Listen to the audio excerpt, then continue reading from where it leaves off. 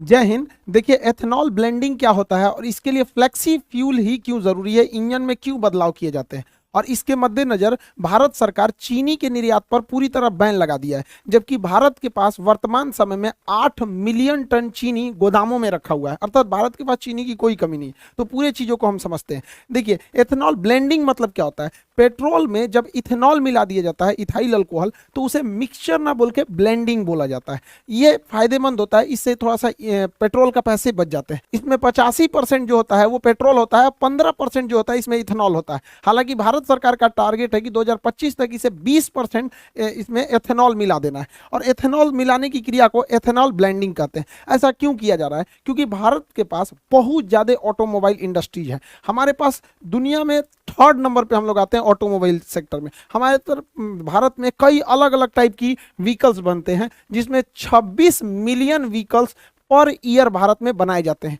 इस 26 million vehicle में से लगभग 5 मिलियन व्हीकल्स हर साल 5 मिलियन व्हीकल्स हर साल हम लोग निर्यात कर देते हैं। तो हम लोग के पास जो 26 मिलियन जो बच रहा है यहाँ पे टोटल ओवरऑल, मतलब अगर भारत में देखेंगे तो लगभग 20 मिलियन गाड़ियां हर साल बन रही हैं, और उसमें जो फ्यूल पड़ रहा है वो पेट्रोल से आ रहा है। और पेट्रोल हमारे पास तो होता नहीं, हम लोग 80% पेट्रोल जो है वो बाहर से ही मंगाते हैं। अब जो पेट्रोल बाहर से आ रहा है वो तेल के कुएं या रीक से आ रहा है, ये गल्फ कंट्री के पास है। इन्हें हम लोग कच्चा तेल खरीदते हैं जिसे क्रूड ऑयल कहते हैं, बैरल यानी बैरल में इसे खरीदा जाता है, फिर इसे रिफाइनरी में छानकर पेट्रोल पंप तक पहुंचाया जाता है। इससे क्या है कि हम लोगों का एक बहुत बड़ा पैसा विदेशियों के पास चला जाता है कच्चा तेल खरीदने में। आप अंदाजा नहीं लगा सकते हैं कि भारत सरकार प्रति साल कितना विदेशी लोगों को यानी गल्फ कंट्रियों को कच्चे तेल के बदले पैसा देती है। 65 बिलियन डॉलर देती है। 65 बिलियन डॉलर कितना हो गया?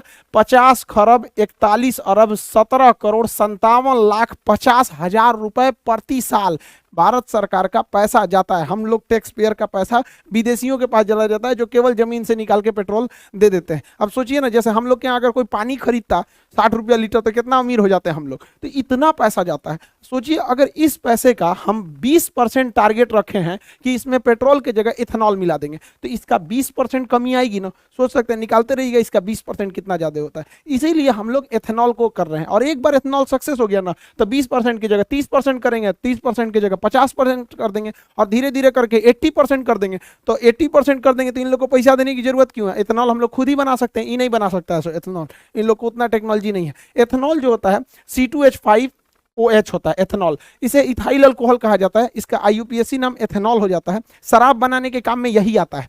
शराब में भी इथेनॉल ही मिलाया गया रहता है। और जो हम लोग देखते होंगे सैनिटाइजर होता है, उसमें भी देखिएगा 70% इथेनॉल लिखा रहता है। सैनिटाइजर में भी इथेनॉल ही होता है। इसे फर्मेंटेशन यानी किण्वन विधि द्वारा बनाया जाता है, और इसे पेट्रोल में क्या किया जाएगा? मिक्स कर दिया जाएगा। टारगेट है 20% को मिक्स करने का। अगर ये सक्सेस हो गया तो इसे बढ़ा के हम लोग 50% भी ले जा सकते हैं। लेकिन जब बढ़ाएंगे लोग तो उसके लिए हम लोगों को अपने इंजन में बदलाव करना पड़ेगा, क्योंकि अभी जो हमारी इंजन है वो कंप्लीट डीजल और पेट्रोल पे चलने के लिए डिजाइन की गई है। लेकिन जब हम लोग उसमें एथेनॉल मिलाएंगे तो इंजन में हल्का चेंजिंग करना पड़ेगा। ऐसे इंजन के लिए हम लोग फ्लेक्सिबल इंजन बनाते हैं, और उसमें जो फ्यूल पड़ेगा फ्लेक्सी फ्यूल। तो भारत सरकार काफी सख्त निर्देश देने वाली है कंपनियों को कि उनको एक टाइमलाइन दे दिया जाएगा कि इसके बाद आपको फ्लेक्सी फ्यूल वाले इंजन यानी फ्लेक्स इंजन ही बनाने पड़ेंगे। याद कीजिए 2018 का जब समय था, 2017 में 17 के लास्ट में सरकार ने कह दिया था, सुप्रीम कोर्ट ने आदेश दे दिया था कि अब BS3 की गाड़ियां नहीं चलेंगी, सब चलेंगी BS4। रातों रात बेच के हटाना पड़ा कंपनियों को। उसी तरह सरकार भी इन लोगों को अभी वार्निंग दे रही है, फिर कभी सख्त आदेश देगी, उसके बाद एक बार फैसला सुना देगी, तो सारी कंपनियों को अपने BS6 के जगह फ्लेक्सी फ्यूल डालना पड़ेगा। इससे काफी ज्यादा फायदा होता है फ्लेक्सी फ्यूल से। सबसे पहला कि प्राइस घट जाएगा, पेट्रोलियम का प्राइस इसलिए घटेगा क्योंकि बाहर से मंगाना नहीं है, हम लोग का प्राइस घट जाएगा। दूसरा कि फ्लेक्सी फ्यूल अगर रहेगा, एथेनॉल रहेगा, तो एथेनॉल में पोल्यूशन कम होता है। आज जो ग्लोबल वार्मिंग प्रदूषण की समस्याओं को हम लोग लेके झूल रहे हैं, उनके लिए एक काफी अच्छा ये किफायती रास्ता हो जाएगा हम लोग के लिए एथेनॉल ब्लेंडिंग। और इसके लिए हम लोग को एथेनॉल का प्रोडक्शन बहुत बढ़ाना पड़ेगा। प्रति वर्ष 500 करोड़ लीटर एथेनॉल का उत्पादन करना पड़ेगा। सोचिए 500 करोड़ लीटर। अब इतना एथेनॉल का उत्पादन करेंगे तो रोजगार भी मिलेगा। बाहर अगर अकेले बिहार में 4 से 5 एथेनॉल प्लांट लगा दिए गए, इससे हजारों लोगों को रोजगार मिलेगा। देखिए, रोजगार डायरेक्ट कम दिखता है, इनडायरेक्टली बहुत ज्यादा लोगों को रोजगार दिखता है। तो कहीं पे भी अगर देखिएगा किसी एरिया में अगर वहां 20 भी फैक्ट्री आ गई ना, 20 फैक्ट्री, तो कम से कम 10,000 लोगों को रोजगार मिल जाएगा। तो आप ये मत देखिए कि 500 करोड़ लीटर प्रति वर्ष, इससे डायरेक्टली और इनडायरेक्टली बहुत लोगों को रोजगार मिलेगा, क्योंकि उसका एक पूरी तरह सप्लाई चेन बन जाएगा। कैसे कि एथेनॉल बनता कैसे है, अनाज को सड़ा कर, यानी जो हम अनाज फेंकते हैं ना उसी को सड़ा के एथेनॉल बना लिया जाता है। तो एक तो वेस्ट बचेगा हम लोग के यहाँ, दूसरा इसे गन्ना से बनाया जा सकता है। चावल जो टूट जाता है बाजार में सस्ते दाम पर बिक जाता है, किसान का चावल टूट गया तो उसको खुद ही बन जाता है, तो उसी चावल को सड़ा के ये एथेनॉल बना लेता है। मक्का, मक्का जो है इसका कोई भाव नहीं मिलता है, 6 रुपये किलो किसान का मक्का सरकार को किसान बेचने के लिए मजबूर होता है, 6 रुपये किलो। अब उसको ना छुपाया कैसे जाता है, किसानों को बेवकूफ कैसे बनाया जाता है, तो सरकार कहती है हम 6 रुपया नहीं ना खरीद रहे हैं, हम 600 रुपया प्रति 100 kg यानी प्रति क्विंटल खरीद रहे हैं। अजब हाल है भैया, तो 1 रुपया 6 रुपया ना किलो पड़ा, तो किसान को 100 रुपया का भाव कौन सी बताता है, 1 किलो का बताओ ना, आम आदमी को भी समझ में आता कि तब ना लोग सवाल उठाएंगे कि किसानों का इतना दुर्दशा क्यों है। आप सोचिए, आप एक ठो मक्का खरीदिएगा ना, एक ठो ठेला पे से, तो 5 रुपया 10 रुपया का मिलेगा, और किसान से 1 किलो खरीद लिया जाता है, और बेचारा उसको कितना दिया, 6 रुपया किलो, मजबूर है। लेकिन जब इस मक्के का उपयोग किया जाएगा एथेनॉल बनाने में, तो किसान भी अपना बढ़िया दाम में बेचेगा यहाँ पर, क्योंकि इसका प्रोडक्शन होने लगेगा। जौ कोई बोलता नहीं है जल्दी हमारे यहाँ, पराली जो जला दिया जाता है, धान की भूसी जो होती है या फिर जो पुआल होता है जला दिया, तो उसे सड़ा के इथेनॉल बना लिया जाएगा। अब इतना एथेनॉल बनेगा तो रोजगार भी मिलेगा, और हम लोग जो पेट्रोल खरीदते हैं उससे अच्छा हम किसानों से खरीदेंगे। जो पैसा आज हमारा फॉरेन रिजर्व गल्फ कंट्रियों को जाता है पेट्रोलियम के भुगतान करने के लिए, वो पैसा हमारे किसानों के यहाँ जाएगा, किसान आगे बढ़ेंगे, हमारे यहाँ उनके बाल बच्चे पढ़ेंगे, वो भी आगे बढ़ेंगे यहाँ पर, तो ये देश के लिए काफ़ी अच्छा होगा।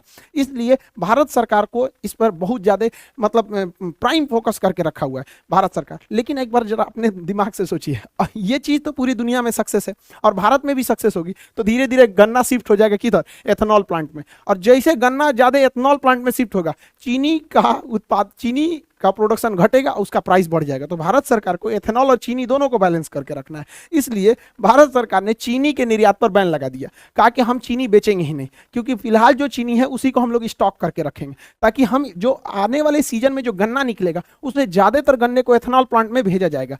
अब ज्यादातर को भेज देंगे, वो चीनी के लिए नहीं बचेगा। भारत में महामारी हो, पूरा भयानक कम महंगाई है भारत में, तो चीनियों महंगा हो जाएगा यहाँ पर, इसलिए इस पर निर्यात पर रोक लगाया गया। हालांकि भारत में चीनी का प्रोडक्शन बहुत ज़्यादा है, चीनी का प्रोडक्शन 35 मिलियन टन है हम लोग के पास चीनी का प्रोडक्शन। हालांकि इसका उत्पादन जो है वो 27 मिलियन टन है, यानी 8 मिलियन टन एक्स्ट्रा हमारे पास है।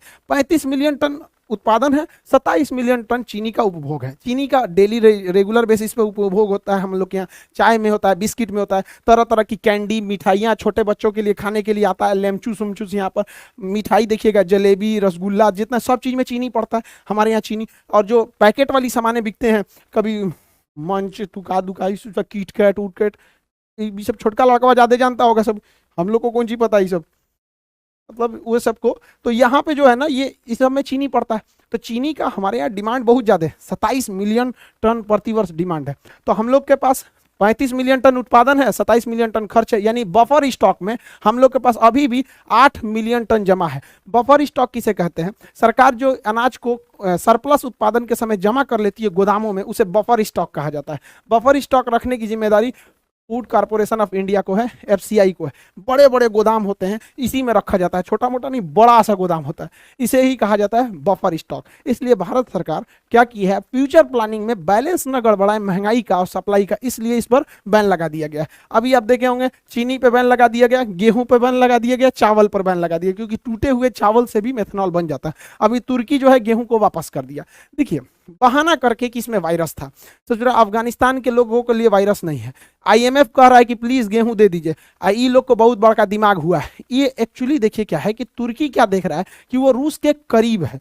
तुर्की जो है वो अमेरिका को बैलेंस करके चल रहा है यूएसए को चिढ़ाने के लिए, क्योंकि तुर्की जो है रूस से सटा हुआ है और रूस के पास गेहूं की कोई दिक्कत नहीं है, और रूस के इस एरिया में, चेचन्या वाले एरिया में आराम से ट्रक से गेहूं आ सकता है तुर्की में। तो ये देख रहा है कि इसी बहाने हम तुर्की देख रहा है रूस से व्यापार बढ़ा लेंगे और अपने आप को हीरो बनने के लिए भारत का गेहूं वापस कर दिया है। यही गलती किया था मलेशिया, यही गलती किया था इंडोनेशिया। पाम ऑयल को लेकर इनको घमंड हो गया था, पाम ऑयल को, आज इनका पाम ऑयल कोई खरीद ही नहीं रहा है यहाँ पर, तो ये लोग कह रहे हैं कि पाम ऑयल खरीद लो। देखिए इंटरनेशनल रिलेशन में ईगो नहीं दिखाना चाहिए इनको, ज़्यादा ईगो इनको महंगा पड़ जाएगा वहाँ पे। मत लो गेहूँ, कौन मार, हम लोग के यहाँ गोदाम का कमी है, तो आप ये समझ गए होंगे कि एथेनॉल ब्लेंडिंग क्या है, फ्लेक्सी फ्यूल क्या है, और क्यों हम लोग इसको ज़्यादा प्रमोट कर रहे हैं। ये अच्छा भी है, हमारे बचे हुए खाना या जो अनाज बर्बाद हो जाते हैं, अनाज टूट फूट जाते हैं, जैसे चावल वगैरह का दाना, तो उसे इजीली इसे दोबारा फर्मेंटेशन यानी किण्वन करके बनाया जा सकता है, जो काफ़ी अच्छा भी है यहाँ पर। इससे देश को भी फायदा होगा, फॉरेन रिजर्व बचेगा। और आप लोग के लिए जो इतना भी एप्लीकेशन के क्लासेज हैं वो सब इनरोल कर दिए गए, दोबारा एक्सेस दे दिया जाएगा आप लोग को। और ये अभी नए बैचेज काफ़ी ज़्यादा आ गए हैं एप्लीकेशन पर। आप लोग को जिनका भी नियर में एग्जाम है वो लोग जाके इस पे इनरोल हो जाएंगे आप लोग को खान सर ऑफिशियल एप्लीकेशन पर। और जितना जल्दी से जल्दी हो आप लोग कहीं जल्दी जल्दी सेटल होइए, नौकरी लीजिए और जल्दी से माँ बाप का सपना पूरा कीजिए। आई होप आप इस टॉपिक को समझ गए होंगे। मिलेंगे नेक्स्ट क्लास में। जय हिंद।